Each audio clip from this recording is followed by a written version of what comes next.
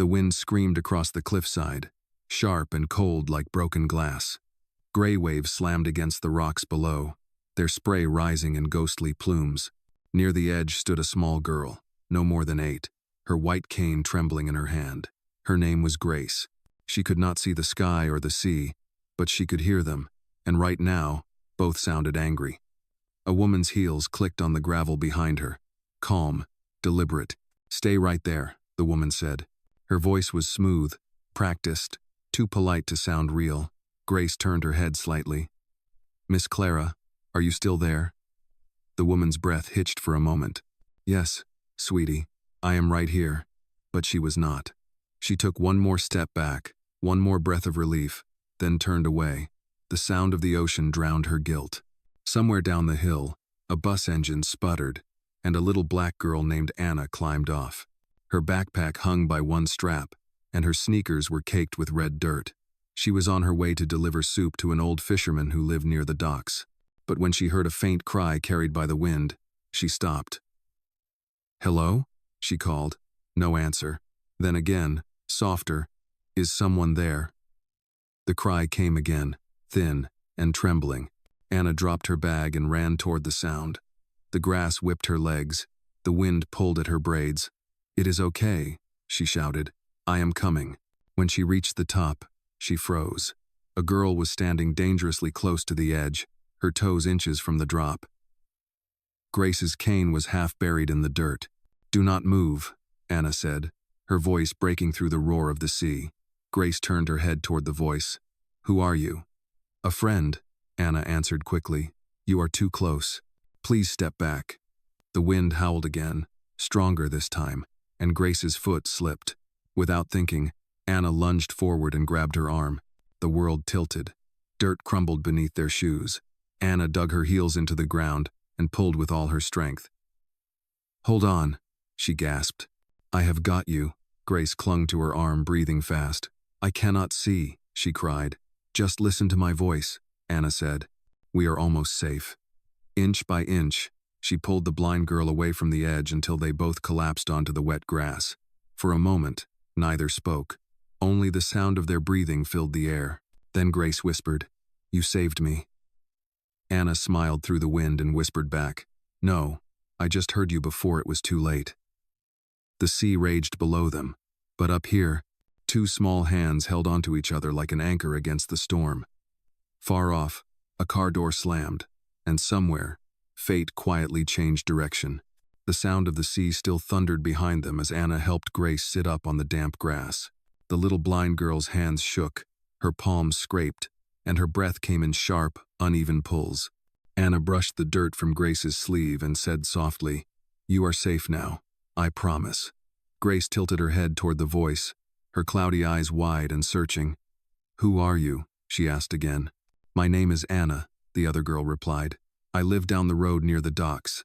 I was bringing soup to Mr. Harold, the fisherman, but then I heard you calling." Grace frowned. "I was not calling. I thought I was alone." Anna looked toward the path leading up the cliff. The woman who had been there was gone, her footprints half erased by wind and rain. "Someone was with you," Anna said carefully. "She had heels on. I heard them." Grace nodded slowly. "That was Miss Clara. She said she would stay with me, but then I heard her walking away.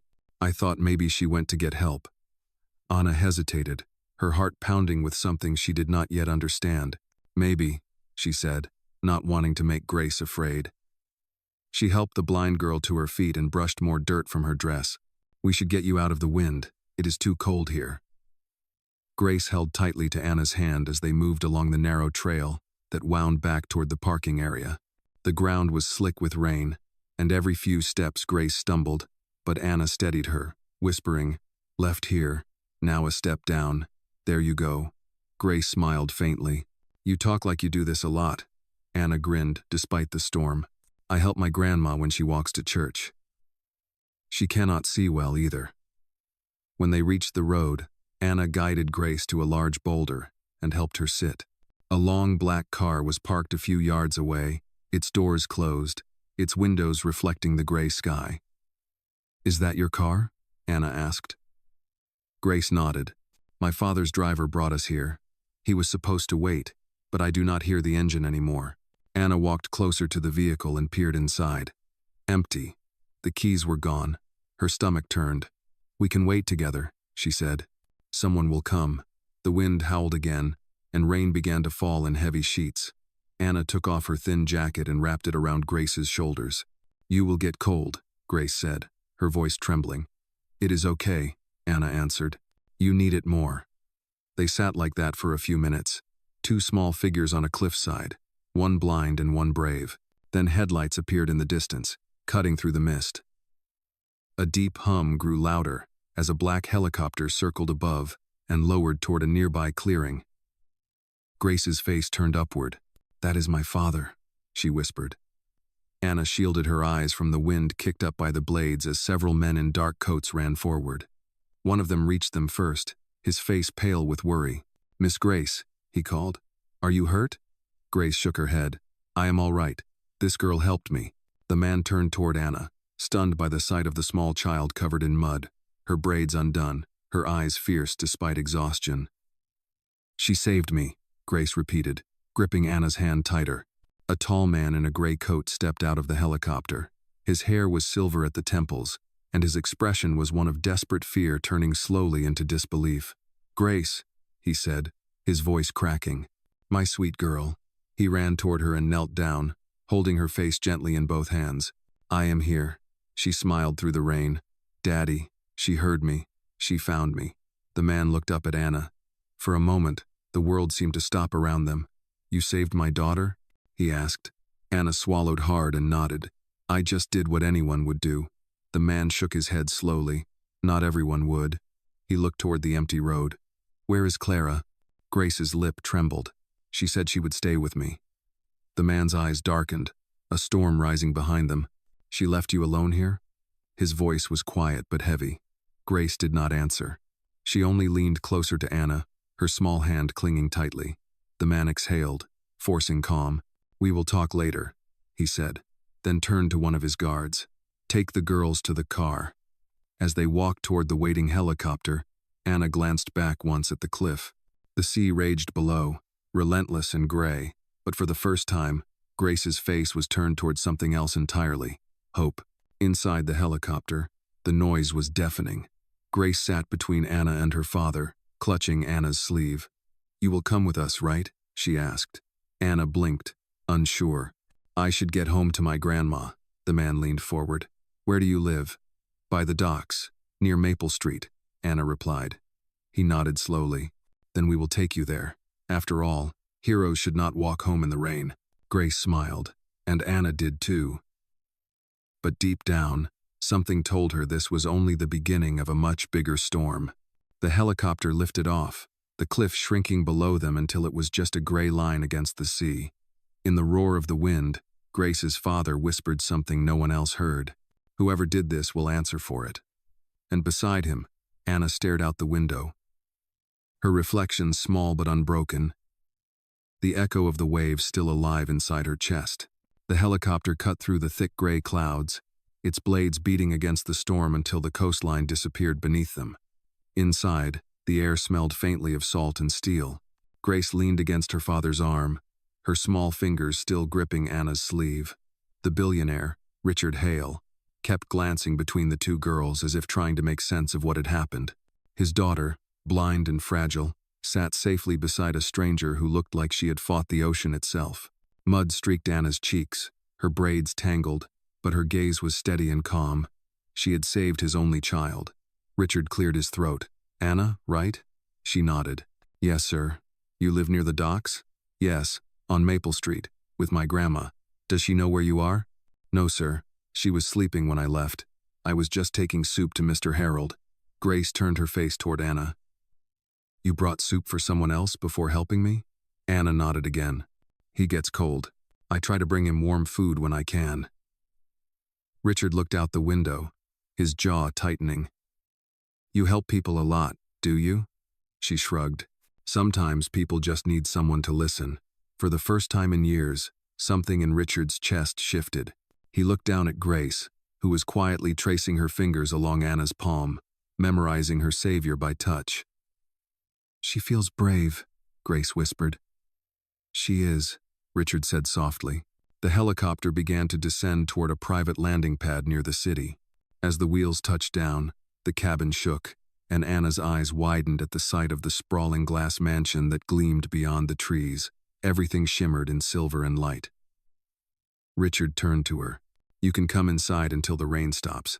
My daughter would like that." Anna hesitated but followed, holding Grace's hand as they stepped out. The marble floor inside the mansion was cold and polished. The walls glowed with soft light from crystal fixtures. Anna had never seen anything like it. Grace's father helped her sit on a velvet couch, while Anna stood awkwardly near the door, dripping rainwater onto the rug. "You can sit," Grace said kindly. "It is okay," Anna replied. "I do not want to make a mess." Richard smiled faintly for the first time that day. "Floors can be cleaned," he said. "Lives cannot." He motioned for one of the staff members to bring towels and hot chocolate. As Anna sat down carefully, Grace reached out again, her small hand finding Anna's wrist. "You sound like sunshine," she said. Anna blinked. "Sunshine? Yes. I cannot see, but when you talk, it feels warm."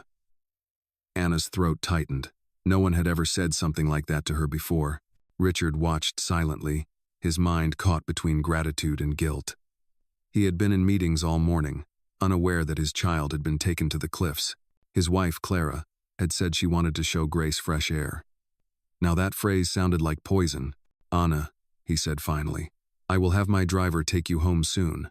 But before that, could you tell me exactly what happened?" Anna hesitated, eyes darting between father and daughter. "I heard someone calling. It was faint, like a bird trapped in a storm. When I got closer, I saw Grace standing too close to the edge. I called out, but she slipped, so I ran. I caught her arm and pulled. That is all." "Did you see anyone else there?" Richard asked carefully. Anna thought of the sound of heels on the gravel. "I did not see her face, but I heard someone walking away. It sounded like high heels, and she was wearing perfume, sweet but sharp." Grace's head lifted slightly. "That is Clara's perfume," she said quietly. The room went still. Richard exhaled slowly, his hands curling into fists. "You are sure?" Grace nodded. "She sprayed it on me this morning." His voice dropped to a whisper. "She said she would stay with you." "She did not," Grace replied softly. "I thought she went to get help." Anna looked down, unsure what to say. Richard stood and turned toward the window, watching the rain hit the glass in long streaks. His reflection looked like a stranger's. "Thank you," he said finally. "You saved her life." Anna shook her head. "I just did what anyone should do." He turned back to her, his eyes darker now. "Do you know how many people would have kept walking? You did not." He crouched down so they were eye level. "Anna, I owe you everything." She fidgeted with the hem of her shirt. "You do not owe me, sir. Just make sure she is never alone on that cliff again." Grace smiled faintly and leaned her head against her father's arm.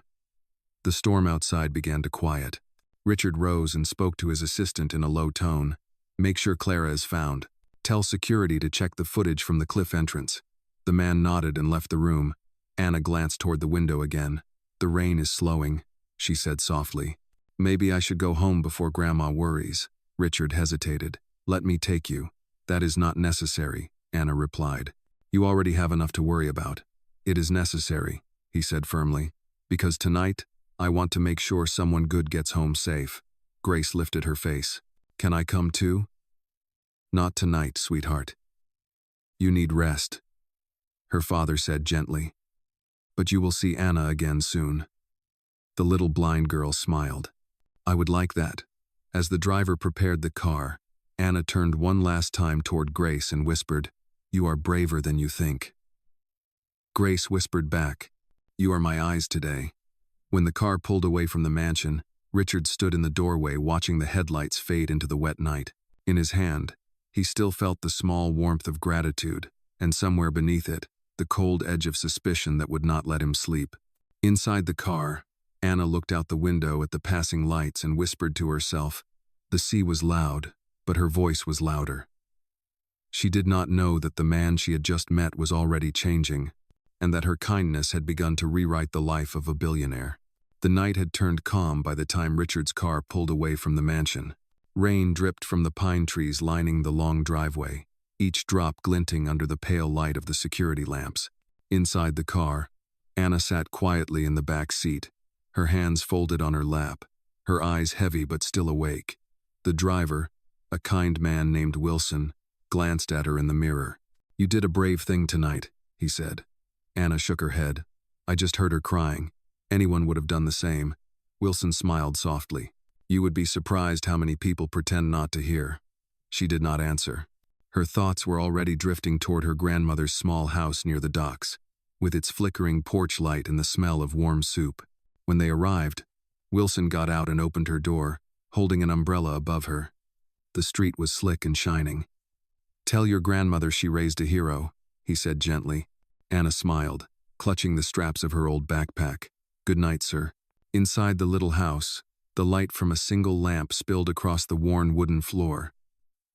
Her grandmother was sitting in her chair, wrapped in a quilt, dozing lightly. The old clock ticked beside her. Anna tiptoed closer and whispered, "Grandma, I am home." The woman stirred and opened her tired eyes. "Anna, you are soaked, child. What happened?" Anna knelt beside her and explained everything. The cry she heard, the cliff, the girl who could not see, the man with the helicopter. Her grandmother listened, her hand trembling slightly on Anna's cheek. "You saved a life tonight," she murmured. "That is something the world will remember, even if it forgets your name." Anna rested her head on her grandmother's knee and whispered, "She was so small, Grandma, and so scared." Her grandmother stroked her hair. "Then you were meant to be there." Meanwhile, at the Hale mansion, the atmosphere was heavy with unease. Richard stood by the tall windows of his study, staring out into the misty night. His assistant entered quietly, holding a tablet. "Sir, we have checked the cameras near the cliff entrance. Most of the footage is missing." "Missing?" Richard turned sharply. "Yes, sir. The recordings between 3 o'clock and 5 o'clock this afternoon were deleted. Only fragments remain." Richard's jaw tightened. "Deleted by who?" "We are not certain yet," the man replied. "But the only person with access to that system is Mrs. Clara Hale." Richard closed his eyes for a moment, a sharp breath leaving his chest. "Find her," he said, "and make sure Grace does not know any of this until I say so." The assistant nodded and left. Upstairs, Grace lay in bed, wrapped in soft blankets. The rain had become a steady whisper against the windows. She turned her head toward the sound of the door opening. "Daddy?" she asked softly. "It is me," Richard said, stepping inside. He sat beside her and brushed her hair from her forehead. "How are you feeling?" "Tired. My head hurts a little." "That is all right. The doctor said you will be fine in the morning." She reached out and found his hand. "Was Anna okay?" He smiled faintly. "She got home safely." Grace sighed with relief. "She was like an angel." She sounded strong. Richard's throat tightened again. "She is strong, and she is kind." Grace hesitated, then whispered, "Daddy, was Clara angry that you brought me home?" He froze for a heartbeat before answering carefully. "Clara went out for a while. She needed time to think." Grace nodded slowly, accepting the gentle lie. "I heard her shoes on the rocks," she murmured. "She said she would stay with me." Richard leaned down and kissed her forehead. "Rest now, sweetheart. We will talk tomorrow." As he left the room, his reflection in the hallway mirror looked older, heavier, as though the truth was already taking shape behind his eyes. Downstairs, the housekeeper met him with a tray of tea. "Sir," she said softly, "the police called. They found Mrs. Hale's car near the old lighthouse. No one was inside." Richard set the cup down without drinking. "Thank you, Miriam. That will be all." When she left, he looked once more at the rain, whispering to the empty room, "What have you done, Clara?" Across town, Anna sat on her narrow bed beside her grandmother's quilt. She could still hear the waves even from this far away. Her grandmother's breathing had evened out in the next room, soft and steady.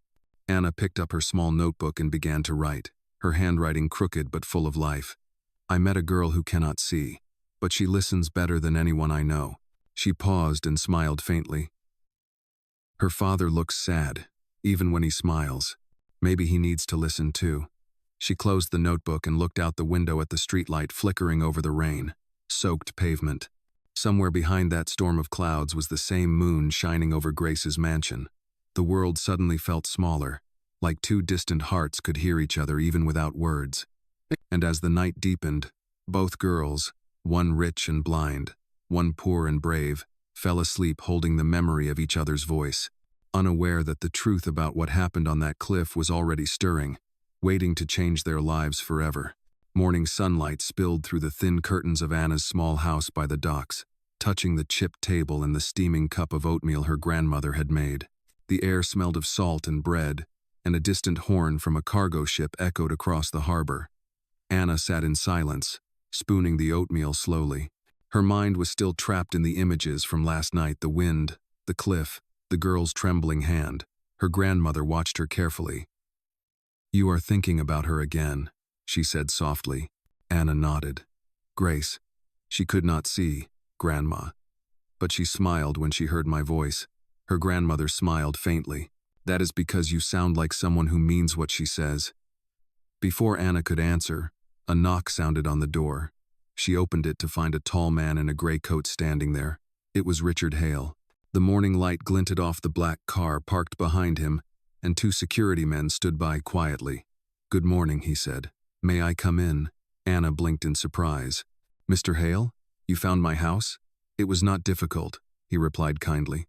"Your driver, Wilson, mentioned where he dropped you off. I wanted to see you again." Her grandmother stepped forward, a little startled but polite. "Sir, please come in." Richard ducked slightly under the doorway and looked around the small room. It was clean but humble, with faded wallpaper and a pot of daisies on the windowsill. He smiled faintly. "You have a warm home." Anna's grandmother offered him tea, and he accepted it with both hands. After a few quiet moments, he said, "I came to thank you again. You saved my daughter's life.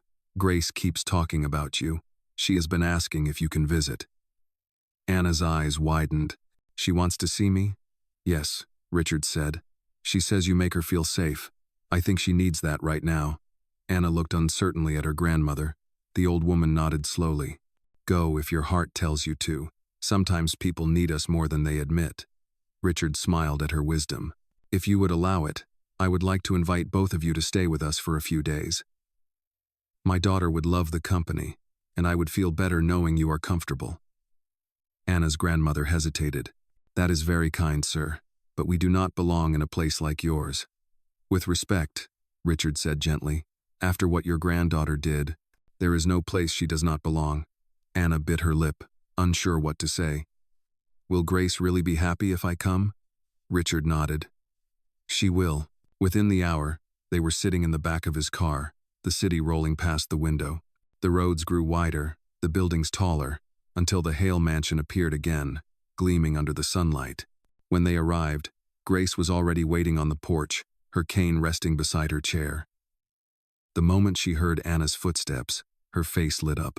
"Anna!" she called. Anna ran to her and took her hands. "You look better today." Grace smiled. "I dreamed about the ocean last night. It was loud, but I was not afraid." Richard watched them from a distance, something soft flickering behind his eyes. The two girls talked while Anna's grandmother sat quietly nearby, sipping tea brought by the housekeeper. The house felt different now, less cold, more alive.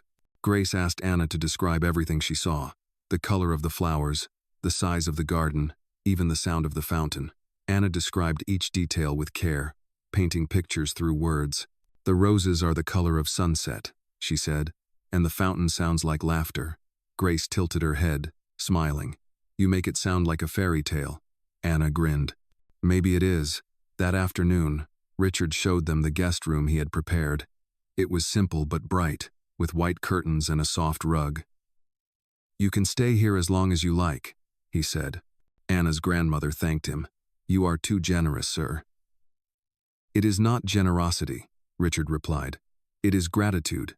As the day faded into evening, Grace insisted on showing Anna the music room. Though she could not see, she knew every inch of it. She ran her fingers over the piano keys. "My mom used to sit here," she said quietly. She would hum while I played. Anna noticed the sadness in her voice. "Do you miss her?" Grace nodded. Every day. But Daddy says she is in heaven. Anna smiled softly. Then maybe she sent me to you, so you would not be alone. Grace turned toward her, touched by the thought. Maybe she did. Downstairs, Richard watched them from the doorway, his heart heavy with something unspoken. He turned to his assistant and whispered, "Keep the investigation quiet for now. I do not want Grace hearing anything." The man nodded and left. Later that night, after dinner, the mansion grew quiet.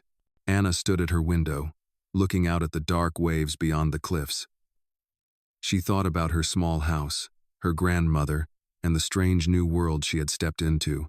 Behind her, Grace's laughter echoed down the hall as she played the piano softly, the notes drifting like light through the house. Richard walked by and paused, listening. For the first time in years, the sound did not feel lonely. It felt like hope, and as Anna turned off the lamp beside her bed, she whispered to the wind, "She is safe now."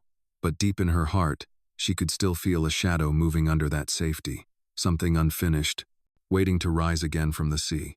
The next morning arrived with a golden hush that filled every corner of the Hale mansion. Birds sang outside the tall windows, and the sound of the ocean rolled gently in the distance. The house, usually cold and silent, now carried the warmth of voices. Grace's laughter floated down the stairs as Anna helped her find the dining table. The two girls sat together while the maids served breakfast. Grace's hand brushed against Anna's, and she smiled. "It feels nice not to eat alone," she said. Anna grinned. "It feels nice not to eat oatmeal for breakfast." Grace laughed softly, her face brightening. Her father entered the room dressed in a crisp suit, his expression tired but gentle. "Good morning, girls," he said. "Good morning, Daddy," Grace answered. Anna added shyly, "Good morning, sir."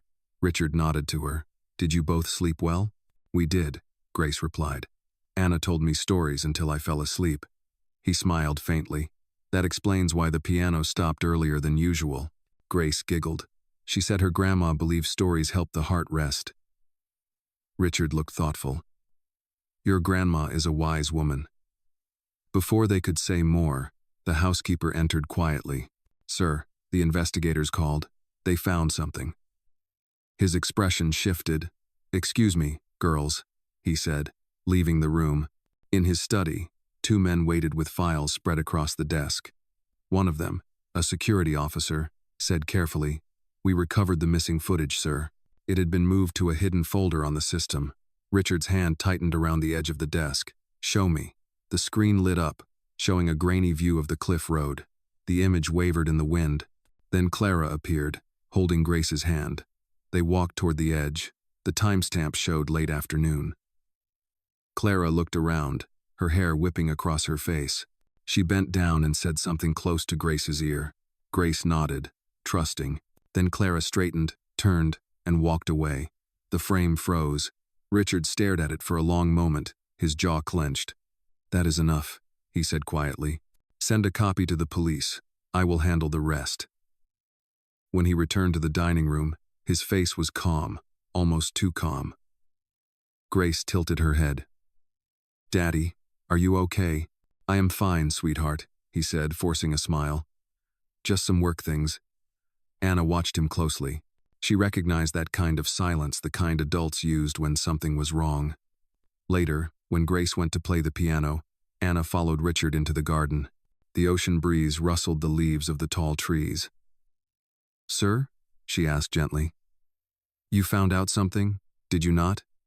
Richard looked down at her, surprised by her directness. "You are very perceptive for your age." "My grandma says people who care notice things others miss," Anna said. He nodded slowly. "She is right. And yes, I found something, but I cannot tell Grace yet. She needs peace." Anna looked toward the sea. "Sometimes truth hurts, but it also heals. My grandma says both can happen at the same time." Her words lingered in the air longer than the breeze. "You are wise beyond your years," he said softly. "I just listen," Anna replied. "Most grown-ups do not." That night, the air turned heavy again. Clouds rolled in from the ocean, and rain began to fall. The mansion glowed faintly under the stormlight. Grace was asleep in her bed, her small hand clutching a stuffed bear. Anna sat by the window in her guest room, unable to rest. She could sense something unsettled. She saw Richard pacing in the garden through the glass, his phone pressed to his ear.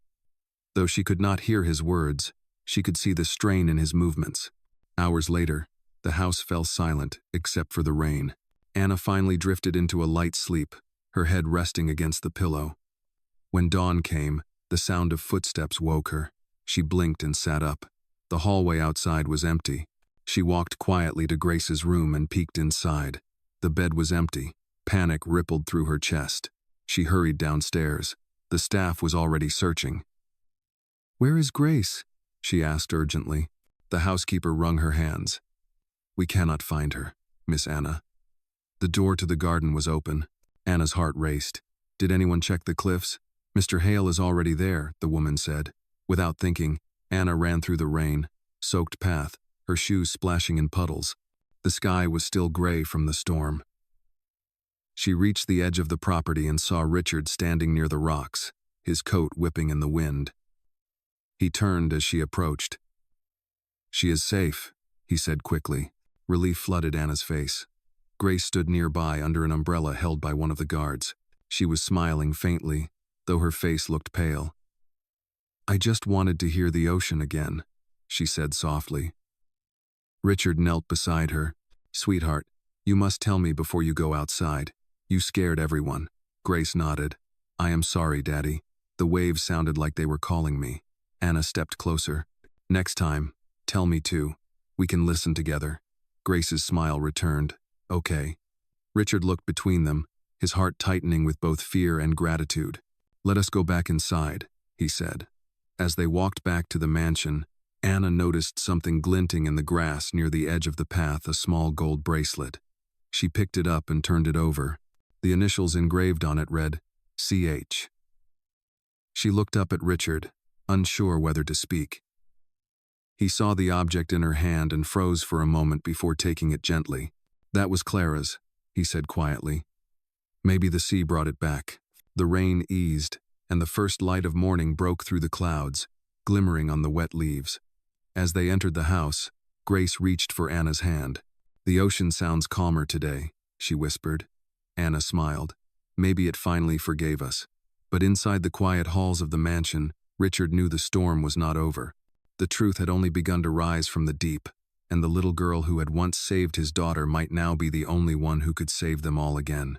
The following morning came quiet and clear after the storm. The air smelled of salt and wet grass, and the waves crashed softly in the distance. Sunlight streamed through the tall windows of the Hale mansion, glinting on the marble floors. Anna woke early, her body still tired but her mind alert. She tiptoed through the hallways until she found Grace sitting by the piano in her nightgown, her fingers brushing lightly over the keys without pressing them. "You are up early," Anna said softly. Grace smiled faintly. "I like when the house is quiet.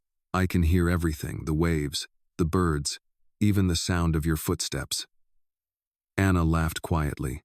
"Then I can never surprise you." "You already did once," Grace replied, turning her head toward her friend's voice. "You surprised me when you saved me." Anna hesitated, then sat beside her. "Do you remember anything from that day?" Grace's brow furrowed slightly. "Only her perfume. The kind she always wore. It smelled like flowers, but sharp, almost like smoke." Anna's smile faded a little. "Your father found her bracelet yesterday." Grace's fingers stilled. "Then she is still out there somewhere."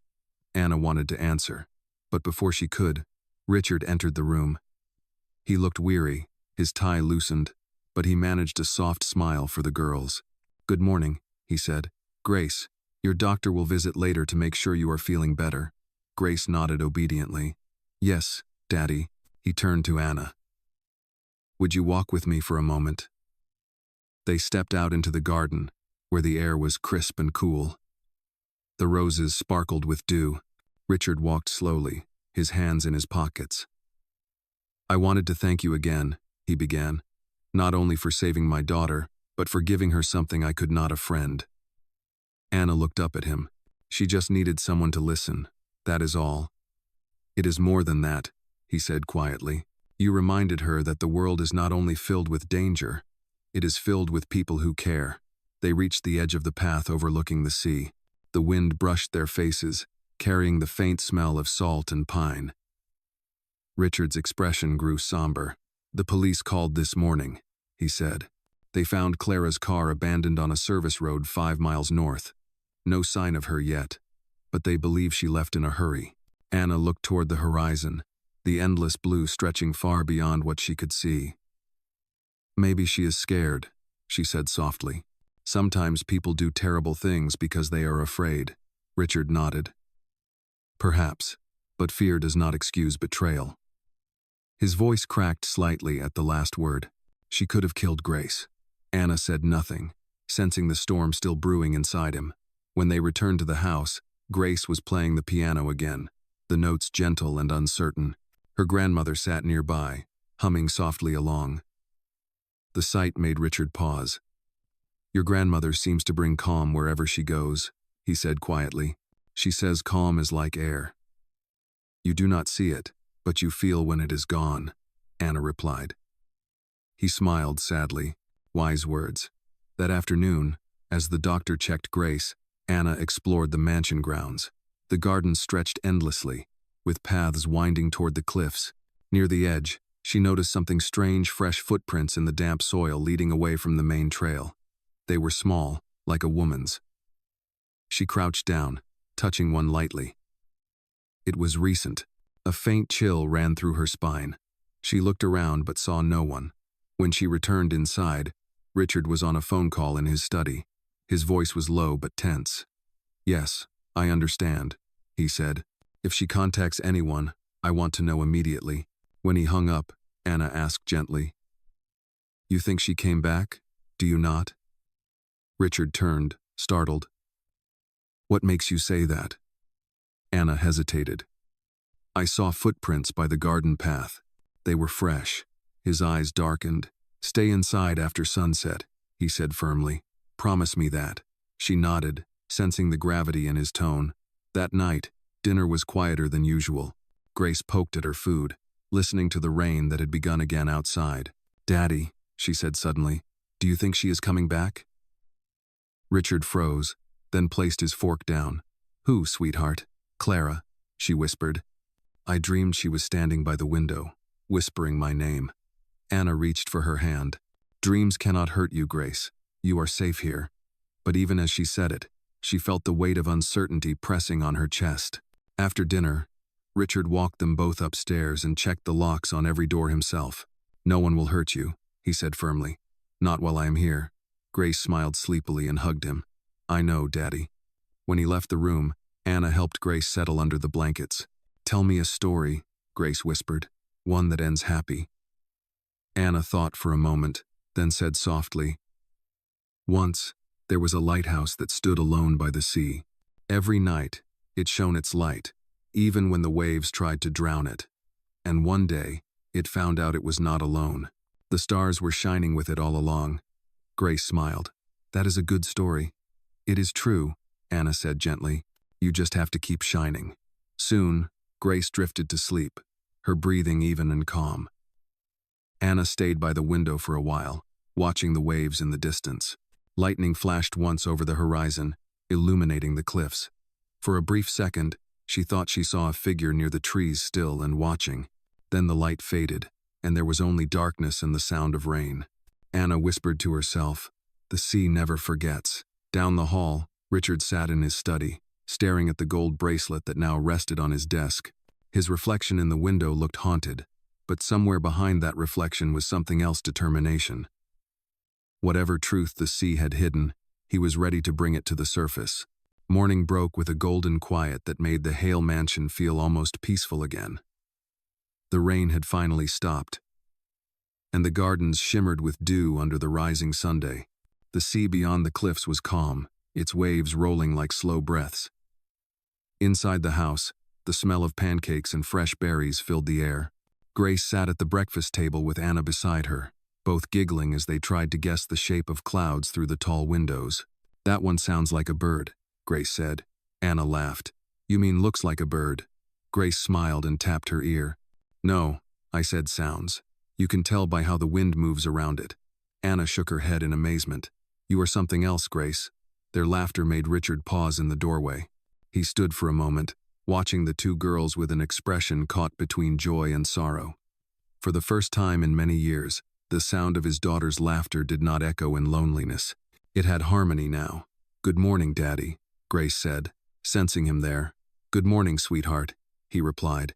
And good morning to you, Anna. Good morning, sir, Anna said politely. Do you have work today? I do, but I plan to take the afternoon off. We have guests coming, Richard said. Guests? Grace asked.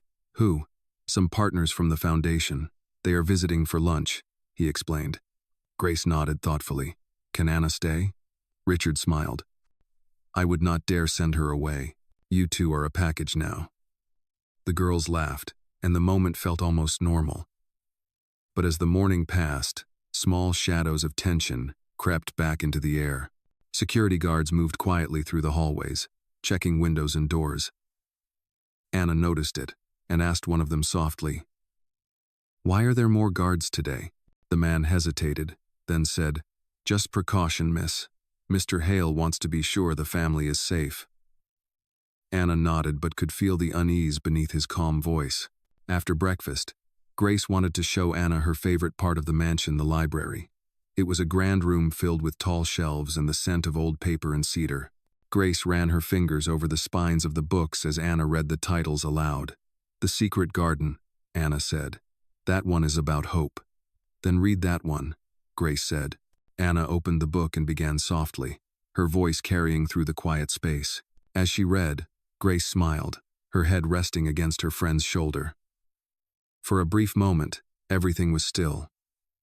Then, a knock sounded on the library door. Richard stepped in, holding two envelopes. Anna, he said, this is for you and your grandmother. It is a small token of appreciation. Anna frowned slightly. What is it? A scholarship fund in your name, he said. It will help you continue your studies when you are older, and your grandmother will receive a monthly allowance for her care. Anna's eyes widened. Sir, I cannot accept that. You can, Richard said gently. You earned it, and it is not charity. It is gratitude. Grace clapped her hands together. See, Anna? I told you he does that when he is grateful. Anna smiled shyly. Thank you, sir. Richard placed a hand on her shoulder. No, Anna, thank you. The afternoon came quickly. Cars began arriving along the stone driveway, bringing people dressed in fine clothes. The sound of laughter and conversation filled the grand hall. Grace, wearing a white dress, stayed close to Anna, holding her hand. Do they all work with your father? Anna whispered. Some do, Grace replied. Most of them smile too much. Anna giggled quietly. You are funny.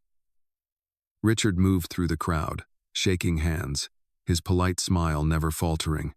But when his eyes met Anna's across the room, she could tell he was watching everything carefully, as if expecting something or someone. The luncheon went smoothly until a sudden gust of wind blew the garden doors open, papers fluttered, and a few guests turned in surprise. A woman stood there, soaked from the rain, her hair wild and her eyes dark with exhaustion. The room fell silent. Richard froze. Clara, he said under his breath. Grace stiffened beside Anna, clutching her arm. That smell, she whispered. That is her perfume. Clara stepped forward slowly, her heels clicking on the marble. Richard, she said, her voice trembling but sharp. We need to talk. The guests exchanged uneasy looks. Richard's voice was firm but quiet. This is neither the time nor the place. It is exactly the time, Clara snapped. Because if you think you can erase me, you are wrong. The security guards moved closer, but Richard raised a hand, signaling them to stop. Grace is here, he said coldly. Keep your voice down. Clara's gaze softened when it landed on the little girl. Grace, she whispered, taking a step forward. Sweetheart, Grace recoiled, pressing closer to Anna. Do not come near me, she said softly but clearly. The strength in her voice surprised everyone. Clara froze, her painted smile breaking. I loved you, she said weakly. Grace shook her head. You left me. The silence that followed was heavy as stone. Richard exhaled slowly. You need to leave, Clara. You are not part of this family anymore. Clara's eyes filled with tears that refused to fall. You think you are the only one who hurts, Richard? You do not even know what I— Enough, he said sharply. He turned to one of the guards. Please escort Mrs. Hale out.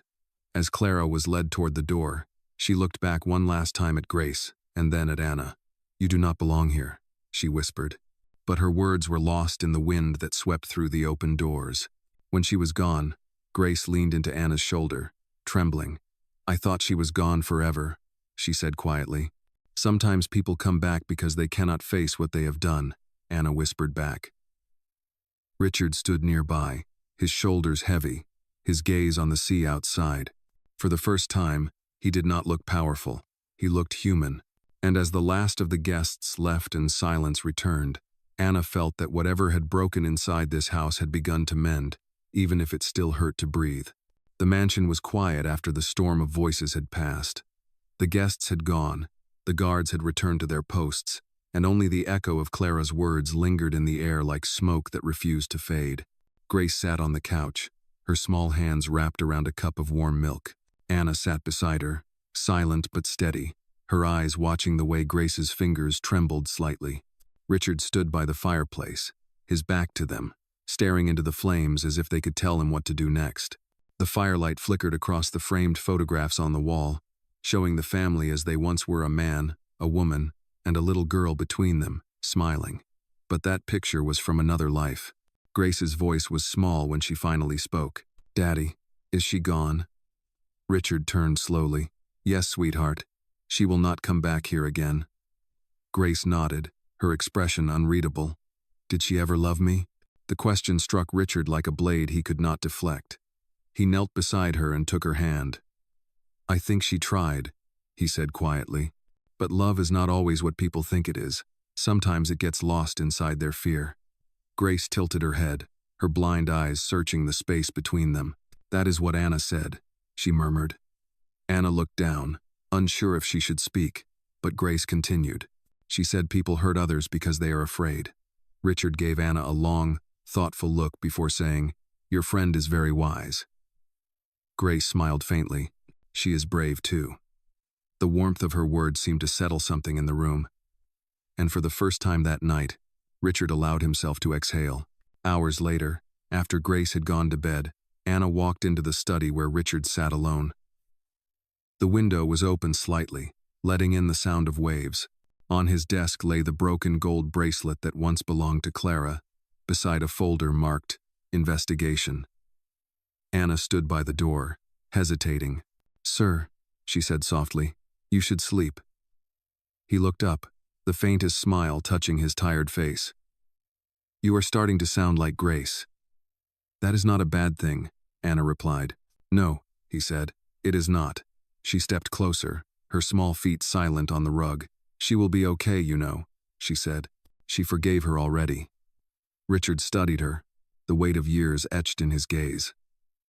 How do you know that? Because when she talked about her, she said she felt sorry, not angry. My grandma says that is what forgiveness sounds like. Richard nodded slowly. Your grandmother must be a remarkable woman. She just listens, Anna said simply. And you do too, when you stop trying not to feel. The words hit him harder than he expected. He leaned back in his chair, staring out at the night. You remind me of someone, he said softly. Someone who used to make me believe in better things. Anna tilted her head. Was that Grace's mother? Yes, he said. She believed kindness could fix anything. I stopped believing that when she passed away. But it still can, Anna said. You just have to try again. He smiled faintly. You speak like someone twice your age, she shrugged. Maybe that is what happens when you grow up listening to the wind instead of the noise. They both fell silent for a moment, the rhythm of the ocean filling the spaces between words. Then Richard said, Anna, you have changed my daughter's life. I think you have changed mine too. Anna looked surprised. How? You made me remember what matters, he said. For a long time, I thought protection was love. But now I see love as letting people breathe, even when it scares you. Anna thought about that, then said, That sounds like something you should tell Grace. He chuckled softly. Maybe I will. The next morning, Grace woke to sunlight streaming through her window. Anna was already there, sitting by her bed, braiding her hair. "I wanted to wake up early," Grace said with a sleepy smile. "Did Daddy sleep?" "I think so," Anna said. "He was still in his study when I went to bed." Grace nodded. "He thinks a lot, sometimes too much." "He is learning," Anna said. "Adults forget how to listen to their hearts, but he is trying." Grace tilted her head. "Do you think he feels lonely?" Anna hesitated, then said, "Maybe a little, but loneliness can make people brave if they do not let it break them." Grace reached out and touched her hand. "You always know the right thing to say." "No," Anna said with a small smile. "I just say what I would want to hear." Later that morning, Richard joined them in the garden. The sea was calm again, its surface glittering in the sunday. "Grace," he said, "I want to ask you something." She turned toward his voice. "What is it, Daddy?" "If you could tell your mom anything right now, what would it be?" Grace thought for a long moment. Then she said quietly, "I would tell her I am not angry. I would tell her the world sounds beautiful when you are not afraid." Richard swallowed hard, his throat tight. "She would be proud of you." Grace smiled. "I am proud of you too, Daddy. You are starting to listen." Anna grinned at that, and Richard laughed softly, his eyes misting. "You both are going to keep me honest, aren't you?" Grace nodded. "Forever." The laughter that followed carried through the garden, light and full of life. And though the wounds in their hearts were far from healed, the sound of that laughter was proof that healing had begun. Somewhere far beyond the cliffs, the wind shifted, carrying away the last echoes of fear and returning only calm. In that moment, Richard Hale understood what Anna's grandmother had meant all along, that kindness was not a weakness but a compass pointing the lost back home. The following days unfolded with a fragile peace that seemed to stretch like sunlight over calm water. The Hale mansion grew quieter, gentler, as if even its walls could breathe again. Grace was happier, laughing often as Anna described the colors of the world to her. Richard began spending more time at home, sometimes joining them for breakfast, sometimes sitting silently nearby as they played piano. The sound of music had returned to the house, and it felt like hope. But peace, like glass, can shatter without warning. It began one evening when a visitor arrived unannounced. The sky was streaked with orange, and the scent of sea salt filled the air. Anna and Grace were in the garden when the black car stopped at the gate. Grace tilted her head. "Who is that?" she asked. Anna squinted toward the driveway. "I do not know." The driver stepped out and opened the back door. A woman emerged, dressed sharply, her heels clicking against the stone path. Anna's breath caught. It was Clara. Grace's hand tightened around Anna's. "I can smell her perfume," she whispered. Richard appeared at the top of the steps, his expression hardening instantly. "You are not welcome here," he said firmly. Clara's smile was thin and cold. "I did not come for you, Richard. I came for her." She looked toward Grace. The air seemed to freeze. "You have no right," Richard said, stepping forward. "No right?" Clara laughed softly, a brittle sound. "I was her mother longer than that child has been in her life." She gestured toward Anna. "And you let a stranger replace me?" Grace's lips parted, her voice trembling but steady. "You left me, Clara." The woman's smile faltered. "You do not understand. I panicked. I made a mistake." "You walked away," Grace said, each word careful and quiet. "You heard me cry, and you walked away." Clara's eyes glistened, but her tone stayed sharp. "You do not know what it is like to be me, Grace. You have always been his perfect little doll. Everyone looks at you and sees him, not me." Richard's voice thundered in the courtyard. "Enough." "No," Clara said bitterly. "You should hear this. You wanted your perfect family, your perfect wife, your perfect child. I could never compete with ghosts." Anna, who had been silent until now, finally spoke. "You do not need to compete with anyone to be kind." Clara turned sharply toward her. "And who are you to lecture me, little girl?" "Someone who listens," Anna said softly, "and someone who saw what you did." Clara's face twisted. "You think you know me?" "I know what Grace felt when she waited for you." Anna replied. She did not need a perfect mother. She just needed one who stayed. The words hung heavy in the air. Clara blinked, her voice breaking. "You think it was easy?" You think I wanted to leave? Then why did you? Richard demanded. Clara looked at him, her face pale. Because I could not stand seeing her every day. She looks like her. Like your first wife. The silence that followed was deep and cold. Grace's blind eyes filled with tears. So you hurt me because you were hurting, she whispered. Clara's shoulders sagged. I did not mean to. I thought if I walked away, it would stop the pain. Anna took a slow step forward. But pain does not stop when you run. It follows you until you turn around. Clara looked at her, and for a moment, all the bitterness in her face cracked. You are just a child, she said, her voice trembling. Maybe, Anna said, but I know what it feels like to lose someone and still choose to be kind. Richard's voice softened. Clara, you need help. Let us call someone for you. No, Clara said, shaking her head. I just wanted her to know I am sorry. Grace stood very still, her hands shaking slightly.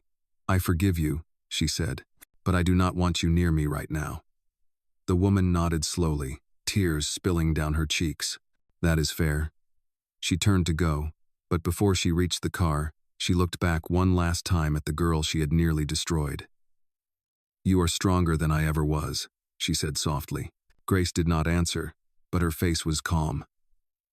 When Clara's car disappeared down the drive, the air seemed to grow lighter, though the silence that followed was heavy with release.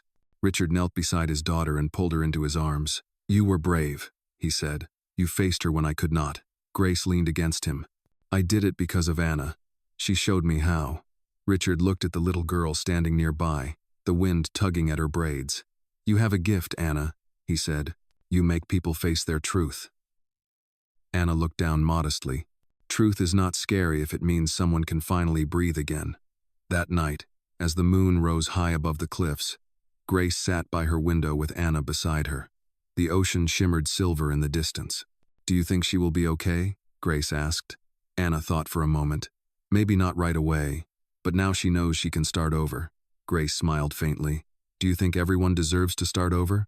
Anna nodded. Everyone who wants to be better. The waves crashed softly below, their rhythm steady and forgiving. In that moment, Grace's heart felt lighter, and somewhere deep inside, Richard's heart did too. The darkness that had shadowed their lives was beginning to lift, replaced by something fragile but real hope. The mansion felt still the next morning, as if the walls themselves were taking a breath after the storm that had swept through their lives. The sea was calm, a smooth mirror beneath the pale blue sky. Grace sat at the breakfast table, her white cane resting against her chair, her small fingers tracing the edge of her cup. Anna sat beside her, breaking a piece of bread in half. Do you feel better today? Anna asked softly. Grace nodded. Yes, lighter, like I let something go. Richard entered the room, looking tired but peaceful. Good morning, he said, his voice gentle. Grace smiled. Good morning, Daddy. He kissed her forehead before sitting down. We have quiet again, he said. And I plan to keep it that way. The housekeeper brought in breakfast, her movements careful and silent. For the first time in months, the house felt like a home. But peace, as always, was fragile. The world outside had not forgotten what happened on that cliff, and news had begun to spread. Later that afternoon, the sound of a car rolling over the gravel drive interrupted their calm. Richard looked up from his book. We are not expecting anyone, he said. A guard appeared at the door. Sir, there is a reporter at the gate. She says she wants to talk about what happened last week. Richard's expression darkened. Tell her no comment. The guard nodded and left. Grace tilted her head.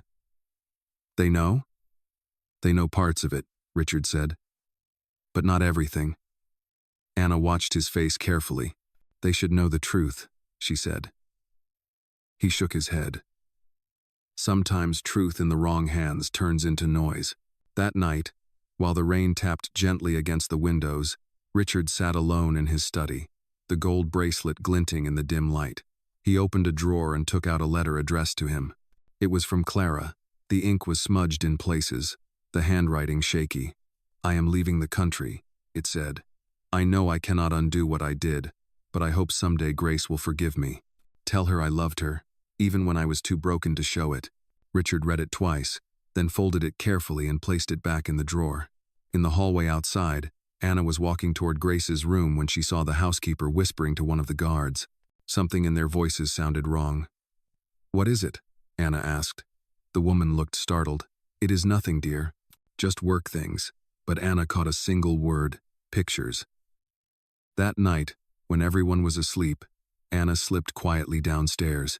The moonlight poured through the tall windows, silver and cold. She crept toward the study door and listened. Richard was still awake, talking in a low voice on the phone. "No, I will not let them publish it," he said sharply. "My daughter's face will not be used for anyone's story." His voice softened. "Yes, I know they already have the photos, but we can stop them legally." Anna froze. The thought of Grace's picture being spread across papers made her stomach twist. She stepped away quietly and hurried back upstairs. The next morning, Grace sensed the change before Anna could explain. "Something is wrong," she said.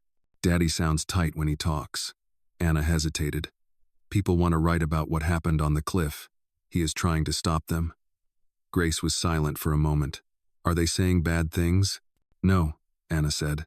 "They just want to tell your story, but maybe not the right way." Grace smiled faintly. "Then we will tell it our way someday." That afternoon, the house felt heavy again. The staff moved quietly, and Richard barely spoke during lunch. When Anna and Grace went out to the garden, the air felt thick with things unsaid. Grace reached out and took Anna's hand. "Daddy carries too much," she whispered. "He tries to protect everyone, but maybe no one ever protected him." Anna squeezed her hand gently. "Maybe that is why he needs you. You remind him what love sounds like." Grace smiled. "What does it sound like?" "It sounds like when you say thank you before anyone asks for it," Anna replied. Grace tilted her head, listening to the wind. "Then love is everywhere." Later that evening, as the sun dipped below the horizon, a black sedan stopped again outside the gate. This time, it was not a reporter. It was one of Richard's business partners, a stern man with a briefcase. "You cannot keep hiding," the man said sharply. "The media will find out everything. It is better if you speak first." "I will not turn my daughter's trauma into a headline," Richard replied. "You do not understand," the man insisted. "Your company's reputation—" "My daughter is not a brand," Richard said coldly, cutting him off. "Get out." The man left in silence, and Richard stood alone in the fading light, his reflection merging with the glass. Inside, Grace sat by the piano, her fingers finding the keys. She began to play a slow, soft tune. Anna stood beside her, humming along. The melody floated through the halls, quiet but unbreakable. When Richard returned and heard the music, something inside him softened again. He walked to them and stood in the doorway, listening. Grace sensed him there and smiled. "We are making the house sing again," she said. Richard knelt beside her and whispered, "You already did." That night, before she went to sleep, Grace whispered to Anna, "He is scared of losing me again." Anna nodded. "Then we will remind him every day that he will not." Grace smiled as she drifted off to sleep, her hand still holding Anna's. Outside, the sea shimmered under the moon, calm but endless. And though the world beyond the gates might try to twist their story, inside the mansion, the truth was simple and strong. Love had survived the storm, and it was learning how to speak again. The next morning began with fog rolling in from the sea, soft and heavy, wrapping the Hale mansion in quiet. The waves below the cliffs moved slowly, their sound like deep breathing. Grace sat by the piano again, her fingers tracing the smooth keys, though she did not play. Anna stood nearby, watching the mist outside the tall windows. "It feels like the world is hiding," Grace said softly. Anna nodded. "Maybe it is just resting." Richard entered the room, a file in his hand, his brow furrowed. He had not slept much. The newspapers were full of half-truths and headlines about the family. He had done everything to protect Grace, but rumors were like fog, they slipped through any barrier. "Good morning, Daddy," Grace said, turning toward him. "Good morning, sweetheart," he replied, forcing a smile. Anna could see the weight behind his eyes. "Did something happen?" she asked quietly. Richard hesitated before answering. "People are still talking about the accident. Some think it was staged. Others think I am hiding something." Grace frowned. "That is not fair." It rarely is, Richard said, sitting down. He looked at Anna. I know you did not ask for any of this attention. I am sorry if it makes you uncomfortable. Anna shook her head.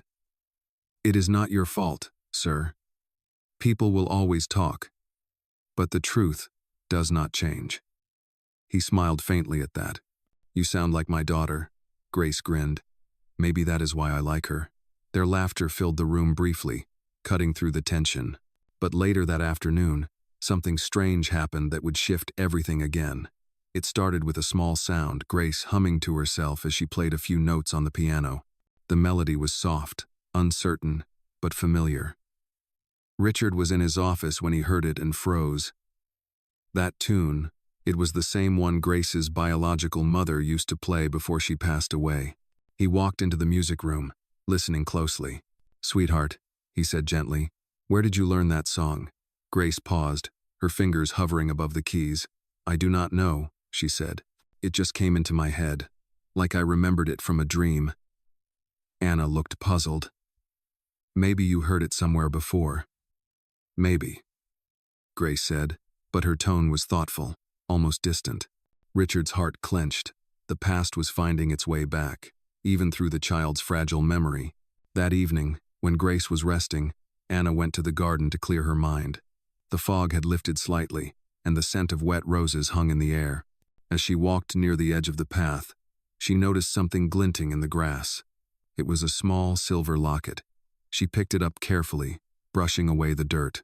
Inside was a faded photograph of a woman holding a baby. The woman was smiling, her eyes bright with love. Anna recognized her. It was Grace's real mother. Her heart quickened as she realized what it meant. Someone had been near the cliffs again recently. She took the locket inside and found Richard in the study. Sir, she said quietly, holding it out to him. I found this near the cliffs. Richard's breath caught when he saw it. He opened it slowly, and his hands trembled. This was hers, he whispered. It was buried with her things. His eyes lifted to Anna's, sharp with confusion and concern.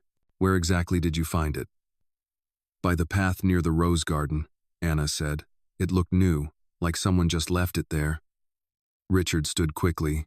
Stay here, he said, his voice tight. Do not go outside again until I check the grounds. He called 2 guards and led them toward the cliffs, the air heavy with tension. Anna waited by the window, watching the fog curl around the garden like smoke. After what felt like hours, Richard returned, his coat damp, his face pale. There were footprints, he said quietly, fresh ones, small, like a woman's. Grace, who had come into the room after hearing voices, froze. She was here again, was she not? She whispered. Richard nodded slowly. It seems so. Grace's voice trembled. Why would she come back? Anna stepped closer, her eyes steady. Maybe to leave something behind. Maybe she wanted you to have it. Richard looked down at the locket, his thumb brushing over the image. Maybe it was her way of saying goodbye. The rest of the evening passed in silence. Grace clutched the locket gently in her hands, feeling the smooth metal and the faint warmth it carried. It feels like her, she said softly. Anna smiled. Then maybe she wanted you to know she is watching over you. Richard looked at both girls, his voice low. Sometimes the people we lose find ways to remind us they are still here. Grace leaned her head on Anna's shoulder. Then maybe she sent you to me, she whispered. Maybe she knew I would need someone like you. Anna's eyes shimmered, but she did not speak.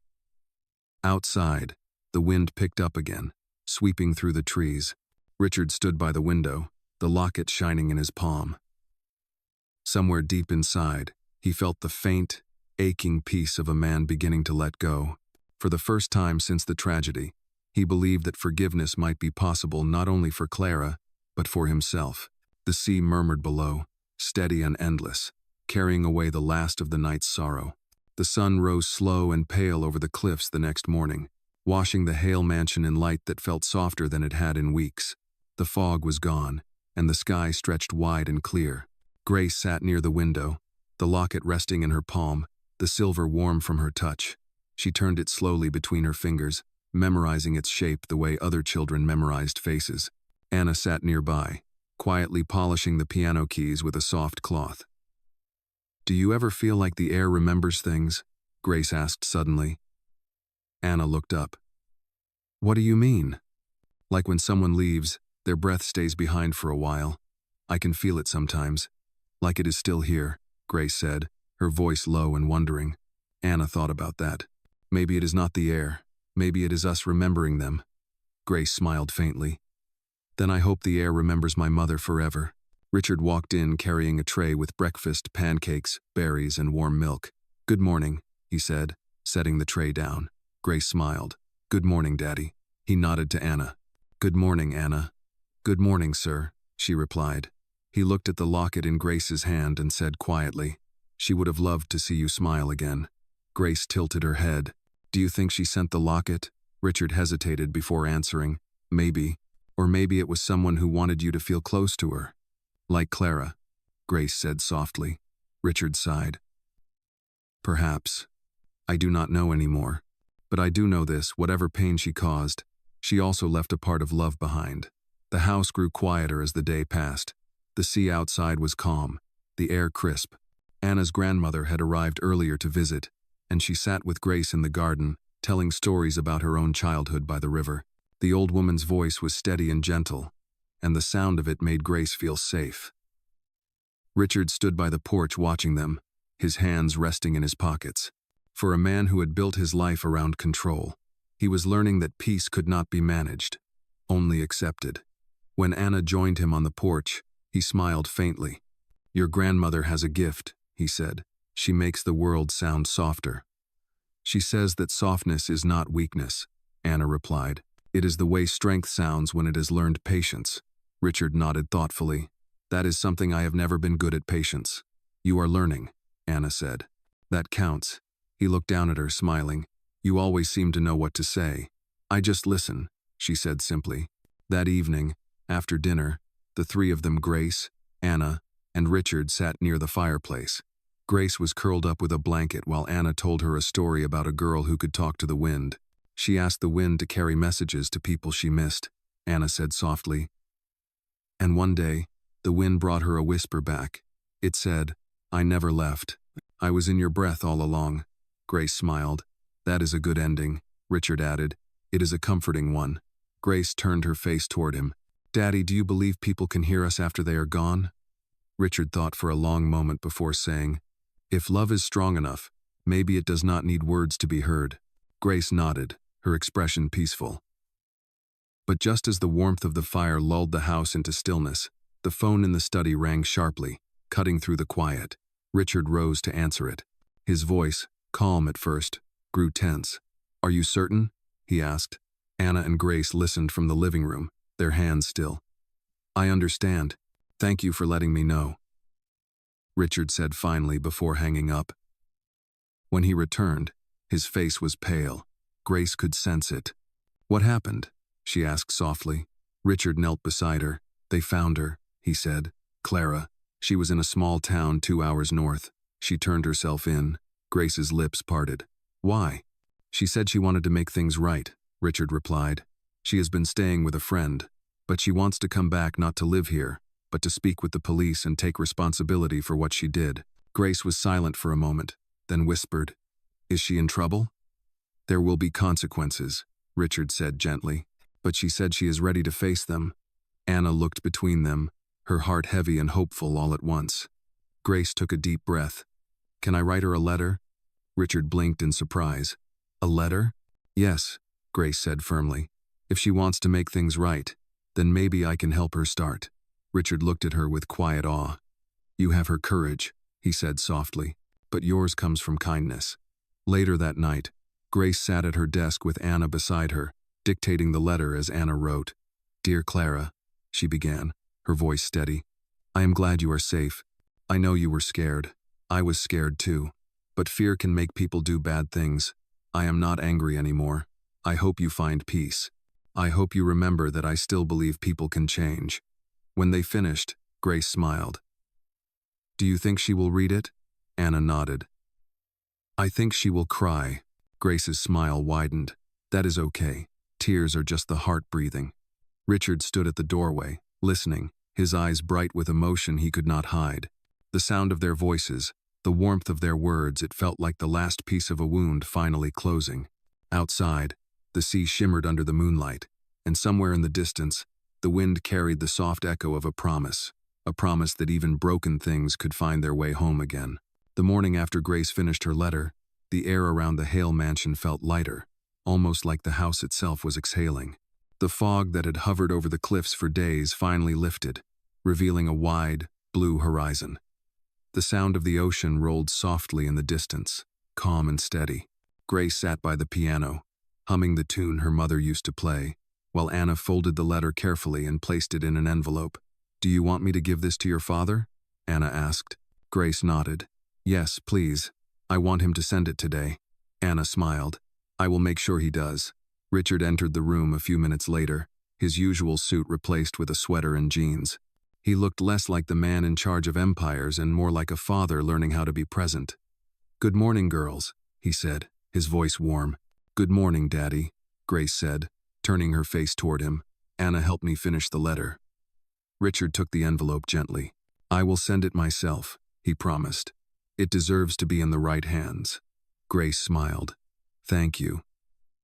He looked at both of them, his heart swelling with quiet gratitude. After breakfast, Richard left for the police station to hand over the letter to the officer managing Clara's case.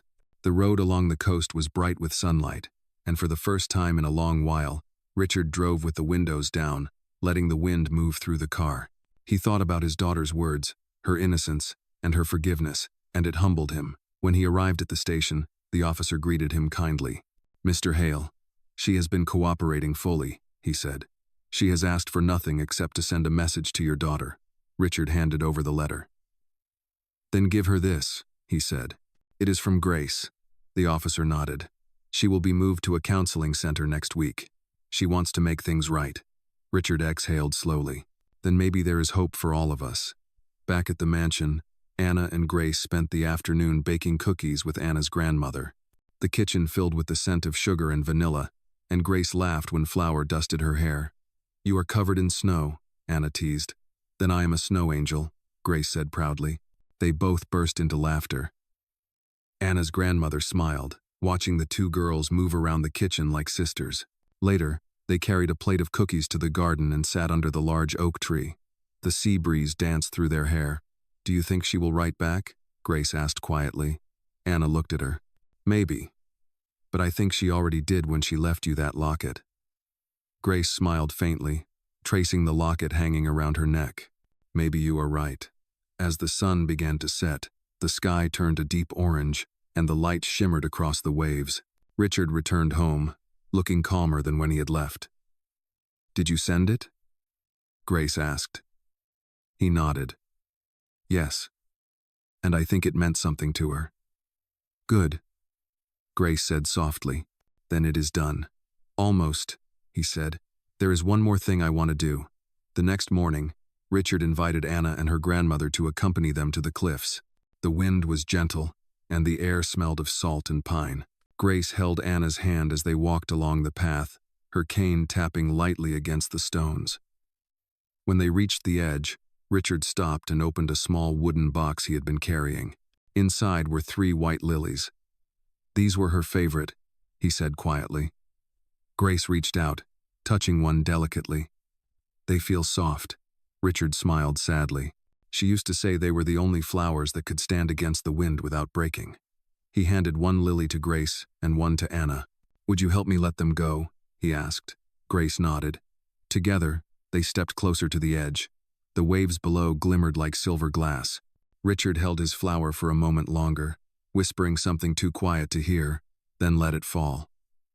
Grace released hers next, her voice a gentle whisper carried by the wind. "Thank you for giving me life. I will be okay."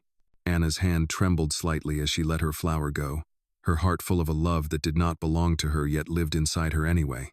The 3 flowers drifted downward, spinning gently before touching the sea and disappearing into its vastness.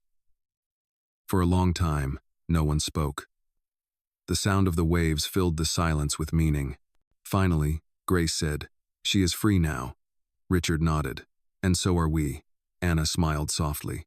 My grandma says goodbye does not mean the end. It means thank you for what came before. Richard looked down at her and said, Your grandmother is right. As they turned back toward the house, the sky began to brighten again. Grace lifted her face toward the wind, her braids fluttering. It smells like new air, she said. It is, Anna replied. It is the kind that comes after the rain. That night, the house felt different, not just quiet, but peaceful. The kind of peace that comes from truth, forgiveness, and love finally finding a place to rest. Grace fell asleep with the locket pressed against her chest.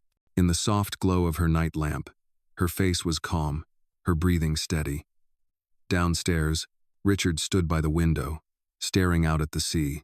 The reflection of the moon danced on the water, and he smiled to himself. For the first time, the sound of the ocean no longer reminded him of loss. It reminded him of his daughter's laughter, of Anna's kindness, and of the promise that even the most broken hearts could learn to heal again. Morning sunlight poured gently through the tall windows of the Hale mansion, spilling across the floor like gold. The air was crisp and sweet, carrying the faint scent of the ocean. Grace sat at the dining table, a bowl of oatmeal before her, though she was too busy humming to eat. The little tune she sang had no words, but it filled the room with warmth. Anna joined her, carrying 2 slices of toast. You are singing again, Anna said with a smile. Grace laughed softly. It is stuck in my head. I think it is the one my mother used to play. Anna sat down. Then it is a good one to keep. Richard entered the room, looking rested for once. The shadows under his eyes were lighter, and there was something gentler in the way he moved. Good morning, my girls, he said. Good morning, Daddy, Grace replied cheerfully. Anna greeted him too, her voice bright. He sat beside them, taking in the scene, the smell of breakfast, the sound of laughter, the softness that had returned to the house. For so long, he had lived surrounded by silence. Now the quiet no longer hurt, it healed. After breakfast, Anna and Grace decided to go for a walk along the garden path.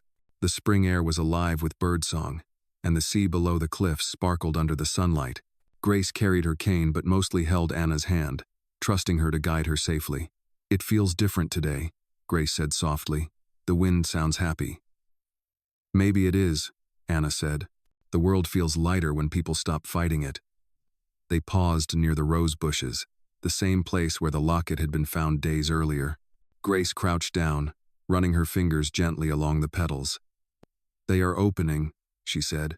It smells like honey and salt. Anna smiled. That is how the ocean says thank you. Grace tilted her head. Do you think she is out there somewhere, watching? I think so, Anna said, but not in a scary way. I think she is proud of you. Grace's smile widened. Then I will keep singing so she can hear me. When they returned to the house, Richard was waiting for them in the living room. He was holding an envelope in his hand.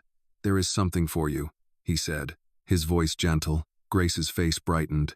Is it from her? Yes, Richard said. Clara sent a reply. He handed the envelope to Anna, who opened it carefully and began to read aloud. Dear Grace, I received your letter. I have read it many times. I am writing this from a small garden behind the center where I am staying. There are flowers here that remind me of you, white lilies, tall and strong. I do not expect you to forgive me quickly, but knowing that you wrote to me means I can finally breathe again. I am learning to be better. I want to become someone you would not be ashamed of. Thank you for giving me a second chance. Love, Clara. Grace sat very still, her fingers tightening around Anna's hand. She wrote it herself? She asked quietly. Yes, Richard said. She did. Grace smiled, a tear slipping down her cheek. Then maybe she is really trying. Richard nodded. I think she is. Anna watched them, feeling a quiet ache in her chest, an ache that felt like hope. That afternoon, Richard drove them to the harbor. It was one of Grace's favorite places, filled with the sounds of seagulls and the distant creak of boats. Anna's grandmother came along too, carrying a basket of sandwiches. They sat by the pier, the sunlight glinting off the water. Grace listened to the sound of waves hitting the wood, smiling with every crash. It sounds like the sea is clapping, she said. Maybe it is, Anna said. Maybe it is clapping for you. Richard laughed softly. If anyone deserves applause, it is both of you. You saved this family. No, Anna said quietly. We just reminded it how to love. The afternoon passed slowly, filled with stories and laughter. Richard told Grace about the first time he had taken her to this very pier when she was a baby, how she had reached toward the water as if she wanted to touch the sky. Grace listened intently, her blind eyes full of light. Then maybe that is why I love the sound of the ocean so much, she said. It is where I first learned to listen. As the sun began to set, the sky turned pink and gold. The three of them sat together on the dock, watching the horizon. Grace leaned against Anna's shoulder, humming the same tune once more. I want to remember this, she said softly. The smell, the sound, the warmth. You will, Anna said, because it is real. Richard looked out at the endless water, his hand resting gently on his daughter's back. You know, he said quietly, for a long time, I thought strength meant never breaking, but I was wrong. It means breaking and still choosing to love again. Grace smiled. Then we are all strong. Yes, Anna said, squeezing her hand. We are. As the first stars appeared above the sea, Richard whispered, maybe that is what she wanted to see us whole again. Grace nodded. Then she can rest now. The waves rolled in softly, carrying away the past but leaving behind something new peace. And as night settled over the harbor, the sound of Grace's gentle humming rose into the air, blending with the rhythm of the tide. The sea listened, the stars shimmered, and somewhere beyond both, love pure and unbroken kept singing back. The following morning dawned with a soft golden glow spilling through the windows of the Hale mansion. The sea was calm, glimmering like melted glass under the Sunday. Grace sat by the piano, her fingers resting lightly on the keys, as Anna read aloud from a storybook beside her. The room smelled faintly of lilies and morning tea. Do you think my mother got my letter? Grace asked suddenly, her voice thoughtful. Anna smiled. I think she did. I think she cried when she read it, but the good kind of crying, the kind that washes things clean. Grace nodded, her small face calm. Then maybe she is healing too. Richard entered the room, his phone in hand and a soft smile on his lips. Good morning, girls, he said. Good morning, Daddy, Grace replied cheerfully. Anna says my letter made her cry. Richard chuckled gently. It made me cry too, sweetheart. He walked over and kissed the top of her head. I have some news, he added. Clara has been accepted into a community program that helps people rebuild their lives. She will be working at a shelter for children. She asked the counselor to tell me she wants to make something good out of all the wrong she did. Grace's lips parted in surprise. A shelter for children? Yes, Richard said softly. She said she wants to help kids who are lost find their way again. Grace smiled, a little tear rolling down her cheek. Then she found her way too. Anna looked up at Richard. That is a good ending for her. He nodded. It is a beginning, Anna. Endings are just beginnings with quiet voices. The day moved gently, filled with the sounds of laughter, footsteps, and the hum of life returning to normal. Anna's grandmother cooked stew for lunch, filling the kitchen with warmth. Grace helped by handing her the vegetables, guided by touch. You are getting good at this, the old woman said kindly. Grace grinned. Cooking smells are easier than music notes. Anna giggled. But you are better at music than anyone I know. Grace smiled proudly. Maybe one day I will teach you. You already do, Anna said softly. The afternoon passed peacefully until the sound of a car horn broke the quiet. Richard looked out the window to see a delivery truck pulling into the driveway. Who could that be? He murmured. The driver approached with a large wooden crate. Delivery for Miss Grace Hale, he said. Grace tilted her head. For me? That is what the label says, the man replied, handing over a small envelope. Richard opened it and read aloud. To my brave girl. This piano was once mine, and now it belongs to you. May it carry every song you were too afraid to play. With love, Clara, Grace gasped softly. She sent me a piano? Richard nodded, his eyes misting. She restored it herself. It is the same one she used to play before you were born. Anna placed a hand over her heart. That is beautiful. The delivery men carefully brought the piano inside, and set it beside the window where the sunlight poured in. It was old but elegant, the wood polished to a warm shine. Grace reached out and ran her fingers along the surface, her touch tender and reverent. "It feels alive," she whispered. "Then play it," Richard said gently. Grace sat down, her hands trembling slightly. Anna stood beside her, whispering, "You can do it." Grace took a deep breath and pressed the first key. The note rang pure and clear, filling the room. She played slowly at first, hesitating between notes, but soon her confidence grew.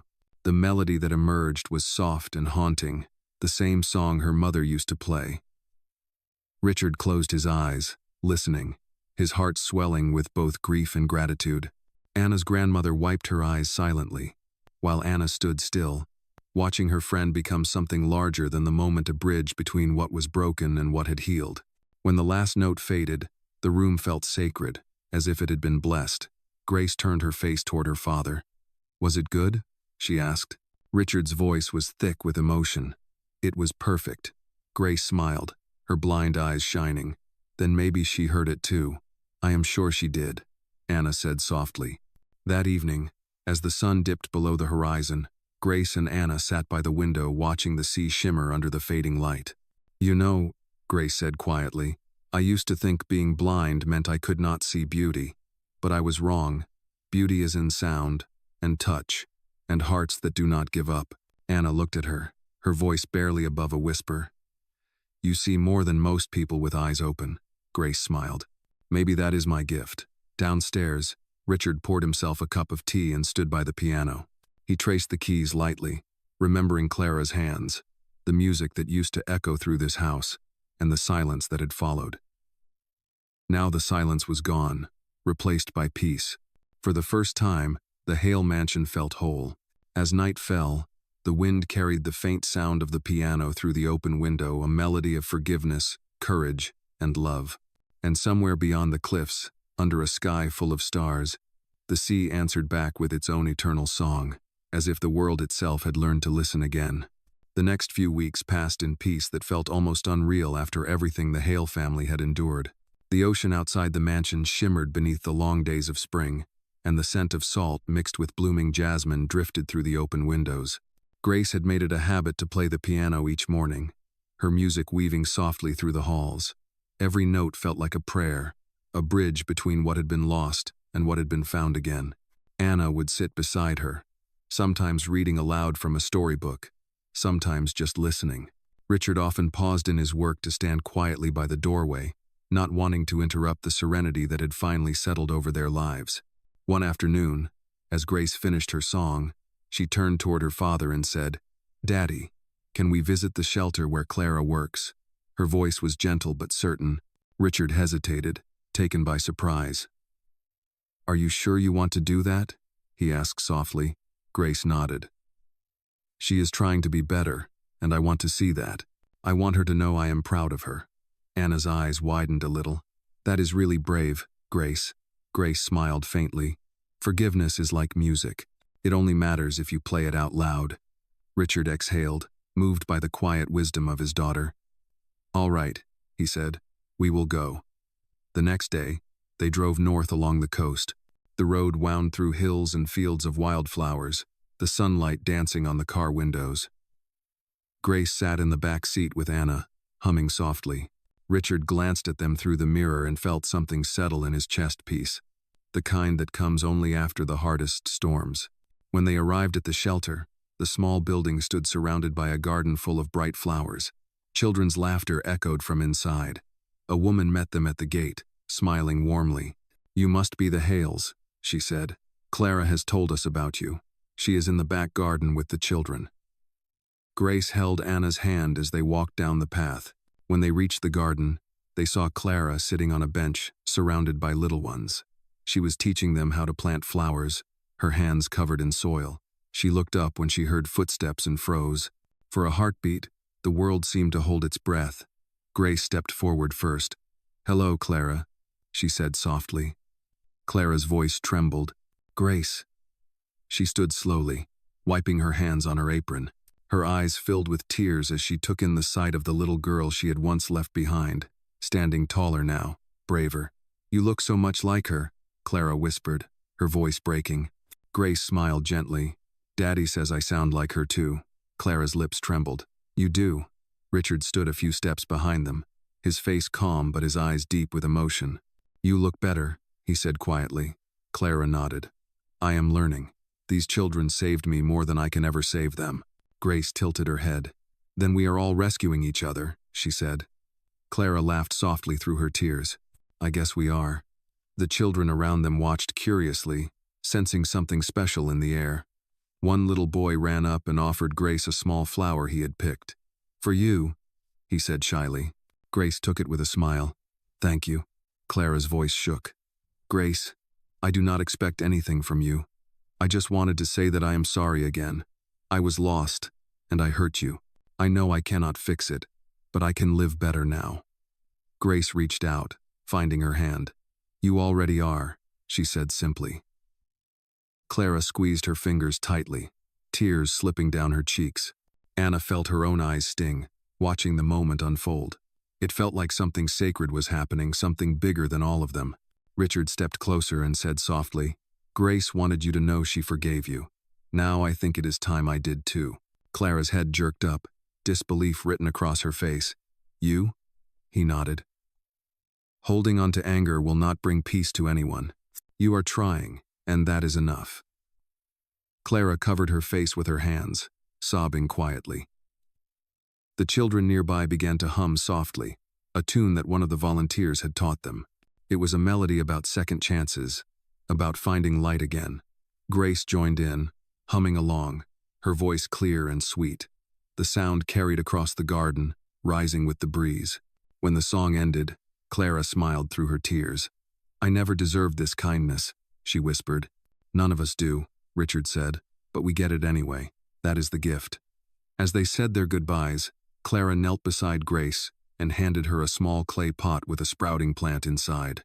"This is a lily," she said softly. "Take care of it for me. It is not perfect yet, but it will grow strong if you love it enough." Grace cradled it carefully. "I will." As they drove away, the sky turned orange with evening light. Grace held the pot in her lap, her fingers brushing the soft soil. "She is really different now," she said. "Yes," Richard replied, "and so are we." Anna smiled, watching the road ahead. "That is how healing works. It happens to everyone it touches." The car rolled on along the coast, the ocean beside them, glowing gold under the setting Sunday. And for the first time, all three of them felt that their story was not about what had been broken but about what had been rebuilt with love. The days after their visit to the shelter unfolded like pages of a story written in sunlight. The air around the Hale mansion felt softer, lighter, filled with laughter instead of echoes. Grace's lily sat on the windowsill in a clay pot, its green leaves growing taller each day. Every morning, she touched the soil gently with her fingertips and smiled. "It is growing," she would say, her voice bright with wonder. Anna helped her water it with a small cup, careful not to spill a single drop. "It likes music," Anna said one morning. "My grandma says plants grow faster when they hear happy sounds." Grace laughed softly. "Then it will grow a lot, because this house sings all the time now." Downstairs, Richard had started to work from home more often. The sight of his daughter laughing had changed something in him. He was no longer the man who lived in silence behind locked doors and unread emails. He had learned to listen not to business reports, but to life. One evening, he gathered Anna, Grace, and Anna's grandmother in the living room. The fire crackled in the hearth, throwing warm light over their faces. "I have an idea," he said. "A foundation. For children like those at the shelter. I want to name it after Grace's mother." Grace tilted her head. "You mean to help other kids?" "Yes," he said softly. "To give them safety, hope, and someone to believe in them." Anna smiled. "That is beautiful." Richard looked at her. "It was your kindness that reminded me what real help looks like, Anna. You did not save my daughter for a reward. You did it because it was right." Anna's grandmother nodded. "That is what love is, sir. Doing what is right even when no one is watching." Richard took a deep breath, the firelight flickering in his eyes. "Then that is what this foundation will be about. Not charity, dignity." The next week, the Hale Foundation officially began. Richard worked tirelessly, But now his effort had meaning beyond business or reputation. He met with teachers, doctors, and social workers, building a network of support for children in need. Grace, though still young, insisted on helping too. "I can play piano for them," she said proudly. "Music makes people feel safe." Anna clapped her hands. "You will be amazing." When the first event finally arrived, the mansion was filled with people again, but this time, not with cold, shallow laughter, but with warmth. Children from the shelter arrived in small groups, their eyes wide as they looked around the great halls. Volunteers guided them through games and stories. Grace sat at the piano, her fingers trembling for a moment before she began to play. The melody flowed gently, filling every corner of the room. People stopped talking. Even the smallest children turned to listen. The song was the same one her mother used to play, but it sounded new now, lighter, freer, alive. When the last note faded, applause filled the room. Richard's heart swelled with pride as he looked at his daughter. She had turned pain into art, fear into courage. Clara had come, too, standing quietly at the back. She wore simple clothes and a calm expression. When Grace finished playing, she stepped forward, her eyes shining with tears. "That was beautiful," she whispered. Grace smiled. "It was for everyone who got lost and found their way again." Clara's voice broke. "Then I think it was for me too." Anna and her grandmother stood nearby, their eyes full of quiet joy. The event ended under the golden glow of evening. Children laughed as they left, holding small gifts from the foundation. Grace sat with Anna by the fountain in the garden, listening to the water dance. "Do you think the world will always stay this good?" Grace asked softly. Anna smiled. "The world changes all the time, but if we keep being kind, it always finds its way back." Grace nodded. "Then we will keep it good." Inside the house, Richard stood by the piano, running his fingers along the keys. Clara joined him, her voice low. "She is stronger than either of us ever were." "She is," he said quietly, "and it is because of that little girl you see beside her." Clara looked through the window at Anna, her eyes soft. "She is a miracle." "No," Richard said. "She is a reminder that good still exists if you are brave enough to see it." As night fell, the lights in the mansion glowed warm against the dark sky. The wind carried the faint echo of Grace's song through the open windows. Down by the garden, Anna and Grace lay on the grass, counting stars. "How many do you think there are?" Grace asked. "Too many to count," Anna replied, "but each one means someone is watching over us." Grace smiled, her blind eyes turned toward the heavens. "Then maybe my mom is one of them." Anna squeezed her hand. "I think she is the brightest one." The sea whispered beyond the cliffs, steady and endless, its voice blending with the laughter of two little girls who had found light after so much darkness. And inside the house that had once been filled with grief, love had learned not just to survive but to bloom. Summer came to the cliffs like a gentle breath, painting the sky in shades of blue so deep that even the sea seemed to slow down and listen. The Hale mansion, once cold and echoing, now carried the sounds of life, children's laughter, soft piano music, and the warmth of footsteps moving from room to room. The Hale Foundation had grown quickly, becoming a beacon for families in need. Grace's story had inspired others to give, to believe that even broken things could be made whole. One bright morning, Grace and Anna were in the garden watering the lilies. The one Clara had given her was tall now, its petals white and open like a small miracle. "It smells like clouds," Grace said, bending close to breathe it in. "Maybe it smells like heaven," Anna replied. Grace smiled. "Then heaven must be kind." Inside the house, Richard was on the phone with one of the program directors. "Yes," he said, pacing slowly near the window. "We will expand the project to the city next month. Make sure the children have everything they need." When he hung up, he looked out the window at the two girls. Their laughter carried on the wind. The sight filled him with gratitude he could never quite put into words. Later that day, the family drove to the town center for a special ceremony. The mayor was unveiling a new community space built in partnership with the Hale Foundation, a music hall for children. The building was simple but full of light, with wide windows that opened to the ocean breeze. Grace stood before the piano on the small stage, her hands resting lightly on the keys. "Daddy," she said softly, Do you think people will like it? They will love it, he said, because when you play, Grace, people feel hope. She smiled. Then I will play for all the kids who do not have a voice yet. When the first guests arrived, the room filled with murmurs and the rustle of excitement. Anna sat near the front with her grandmother, holding a small bouquet of daisies. Richard introduced his daughter to the crowd. His voice steady, but filled with pride. This music hall is not just a building, he said.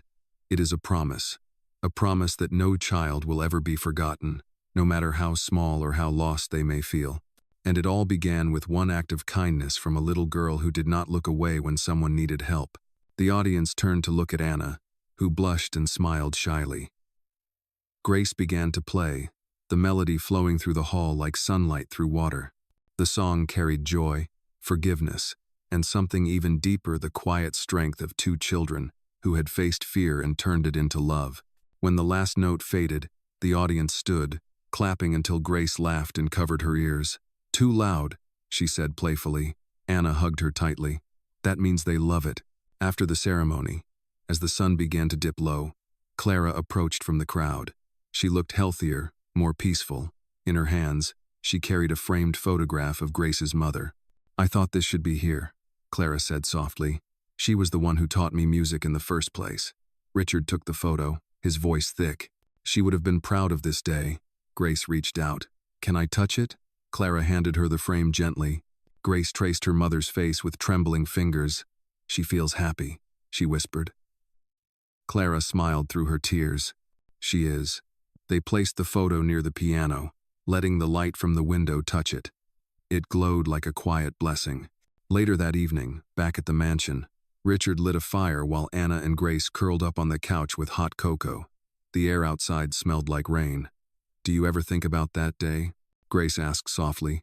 The day we met? Anna nodded. All the time. Sometimes it feels like a dream. Grace smiled. It was real. You saved me. Anna shook her head. No, Grace. You saved me too. You taught me what real courage looks like. Grace leaned her head on her friend's shoulder. Then maybe we saved each other. Richard, sitting nearby, looked at them with quiet awe. In their small hands and big hearts, he saw the very thing the world forgot too easily, the power of goodness, the kind that does not ask for anything in return. Outside, thunder rolled softly in the distance, but inside, the fire burned bright. Grace turned her face toward the sound and whispered, The world sounds safe tonight. It is, Richard said, smiling, because you made it that way. Before bed, Grace checked on her lily one last time. Its petals gleamed faintly under the lamplight. Good night, she said, touching the flower gently. You grew because everyone believed you could. Anna laughed softly. That is how everything grows, Grace. The wind brushed through the open window, carrying with it the scent of salt and rain. Somewhere beyond the cliffs, the sea whispered its endless lullaby, and the world felt, for that one quiet night, perfectly whole again. The final days of summer wrapped the Hale mansion in golden light, the kind that made every window glow and every shadow softer. The sea shimmered below the cliffs, calm and endless, whispering the same lullaby it had sung on the day everything began. Grace woke early that morning, guided by the faint hum of the ocean and the smell of dew drifting through her open window. She reached for her locket and the small lily on her nightstand, both now symbols of how far her family had come. The flower had bloomed again, its white petals wide and full, as if bowing to the sunlight. She smiled, running her fingers gently along its edges. Downstairs, Richard brewed coffee, while Anna's grandmother prepared breakfast. The sound of plates and laughter filled the kitchen. It was simple, ordinary, and perfect. Anna entered the room next, still in her pajamas, her braids messy from sleep. Morning, Mr. Hale, she said brightly. Morning, sweetheart, Richard replied. Grace is awake. We are going to the foundation later for the final ceremony. You should both come. Anna's eyes lit up. Really? Of course, he said. You are part of this family now. Grace appeared moments later, her cane tapping lightly on the floor. I heard that, she said with a grin. You said family. Richard chuckled. I did, and I meant it. The ride to the city was long but peaceful. The landscape passed in waves of gold and green, the road winding towards something new. The Hale Foundation building stood tall and bright, its walls lined with drawings made by children. Inside, dozens of families had gathered to celebrate a year of healing and hope. Clara stood near the stage, greeting guests and handing out small ribbons shaped like white lilies. When she saw Grace, she smiled warmly. "You came," she said softly. Grace reached out, finding her hand. "I would not miss it." Clara knelt down and whispered, "The piano is waiting for you." Grace grinned. "Then I guess we should not keep it waiting." The room grew quiet as Grace took her seat at the piano. Her fingers hovered above the keys, trembling only slightly. Then she began to play. The first notes were soft, like a heartbeat finding its rhythm. The melody swelled gently, filling the air with a sound that felt alive. It carried every piece of her journey, the cliff, the fear, the forgiveness, and the love that had held everything together. Anna sat in the front row, her eyes glistening. Richard stood behind her, one hand resting over his heart. Clara wept quietly, her shoulders shaking with a mix of grief and pride. When the final note lingered and faded, the room was silent for a moment before erupting in applause. But Grace was not done. She turned her head toward the crowd and said, "This song was not just mine. It belongs to everyone who chose to be kind when it was easier not to be. My mother used to say that love is a sound that never ends, it just changes shape. Today, I think I finally understand what she meant." The audience listened, some with tears, some with smiles. Anna squeezed her grandmother's hand. "She is incredible," she whispered. "She is light," her grandmother said softly. After the ceremony, they stepped outside into the warm evening air. The horizon burned with the colors of sunset orange, pink, and gold melting together. The sea beyond the cliffs reflected the glow, stretching forever. Richard wrapped his arm around Grace's shoulders. "Your mother would be proud," he said. Grace leaned against him. "She already is. I can feel it."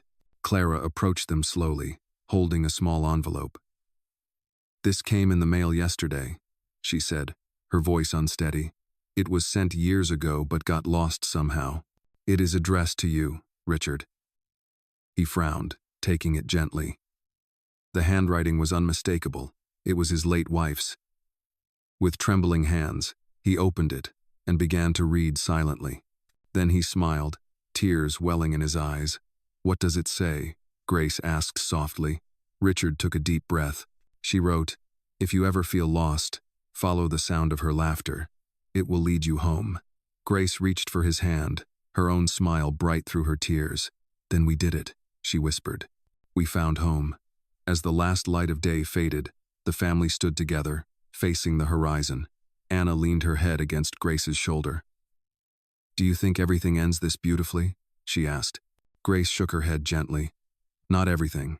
But when love is real, endings turn into beginnings." Richard looked out at the sea, the wind lifting his hair. "Then this is our beginning." The waves rolled against the cliffs below, steady and eternal.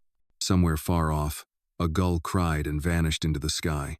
The sound of Grace's laughter rose with the wind, bright and pure, carrying through the open air like a promise that kindness, once given, never fades, it grows.